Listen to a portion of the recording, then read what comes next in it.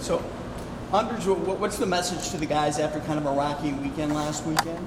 I think we're fine. I think we did some good things. There's some things we got to clean up, and once we do that, I think we're a really good team in there. Everybody wants to get off to a strong start, yet you don't want to overact when it's not a strong start. So, how do you keep that even keel so early in the season to not overreact one way or the other? Well, like you said, it's early in the season, and we feel good about our group in there. And if you look at the underlying numbers of high danger scoring chances, we were right there in every game. The guys seem, pretty like they were having fun out there today in practice or whatnot. It seems like they have taken the right approach to not worrying about what happened last weekend, but learning from it, right? Yeah, exactly. That's we moved on. There's things that we got to clean up, but in general, this group, a really good group. A lot of one-on-one stuff from what I saw today. What kind of things do you want to focus on in practice this week? Well, I mean, that's what the game comes down to, your battles, right? And your habits in battles. So that's some of the areas we focused on today. And it was what we call a competition day. There was a lot of competing out there in red versus black. So there was lunch at stake, and that's what it was all about today. That's why they were yelling so loud. Okay. All right. The coaches involved in that? Did they get No, we're out of that one. Vlasic came down, joined us late, but what have you seen from him early on, and how do you see him kind of fitting in? What are his main tools that he brings to the team? I liked him, first of all. I think he had a presence on the ice, killed plays quickly. With the puck, I thought he did some good things. But just for him, with the range he's got, with the size he's got, closing in on guys, closing guys off, killing plays defensively, which is something he did real well. Everybody loves size, but can that kind of height in some ways be a detriment at times, a negative, or not? I haven't seen it. I mean, for guys like him and even Louis there and Phil, they move well, right, for big guys. And I think as long as you have some mobility on the ice and you're big, I think it's to your advantage.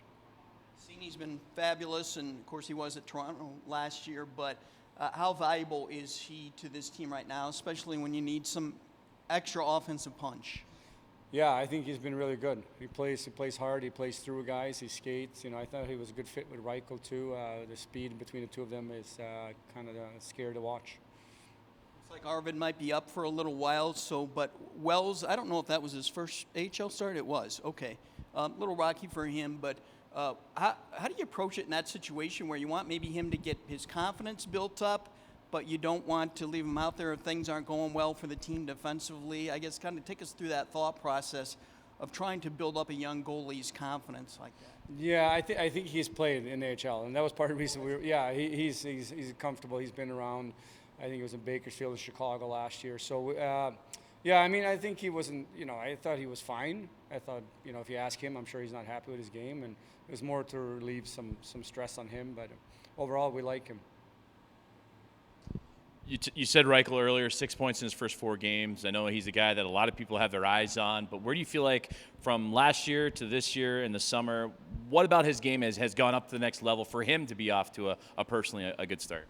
I mean, he's making progress in the areas of the things that we asked him to work on over the summer or even early in the season here. And I think that when you see progress in those areas, that's a positive, and I think he's reaping some of the benefits. A lot of familiar opponents early on in the year. You guys got the Wolves again on Saturday. What did you see going back and looking at the tape, and what are you really working on ahead of Saturday's matchup with them again? I mean, they're a good team. They got some veterans there. I think we felt like we didn't play our best game, even though we were in that game and we could have had it. I think that for us, it's just our details in our game. That's what we're focused on. Noticed, and maybe I just didn't notice it last year or the year before, but it seems like there are a lot more coaches with cameras during practice, videotaping practice, and then playing it right back right there to the guys. Is there more of that going on this year? Is there kind of more of a conscious effort to do that a little bit? Yeah, I mean, I think it's something the players want. They want that direct feedback, and they're used to it if it's from their phones or their tablets. And so I think this generation, that's the way they get their feedback. And some guys are different. Some are visual learners, some are verbal learners, but it seems like a lot of them likes to watch himself. Going back to Vlasic, what kind of energy does he bring down here to some of those younger guys as being a guy who's been in the NHL and played some games up there as well?